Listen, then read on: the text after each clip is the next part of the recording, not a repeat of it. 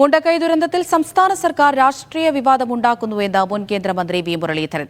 കേരളത്തിന് ലഭിക്കേണ്ട തുകയിൽ കേന്ദ്രം വിവേചനം കാണിച്ചിട്ടില്ല. ദുരന്തത്തെ രാഷ്ട്രീയത്തിന് ഉപയോഗിക്കരുത്. കേന്ദ്രത്തെ കുറ്റപ്പെടുത്തി സർക്കാർ ജനങ്ങളെ തെറ്റിദ്ധരിപ്പിക്കുകയാണെന്നും മുരളീധരൻ പറഞ്ഞു. സംസ്ഥാന ഗവൺമെന്റ് പലപ്പോഴും ചെയ്യുന്നത്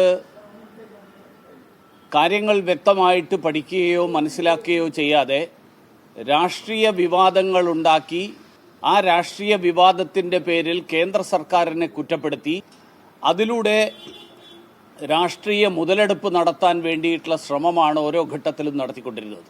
കേരളത്തിന് ഇന്നത്തെ നിയമമനുസരിച്ച് ലഭിക്കേണ്ട തുക, ആ തുക നൽകുന്നതിൽ കേന്ദ്ര സർക്കാർ ഒരു വിവേചനവും വരുത്തിയിട്ടില്ല.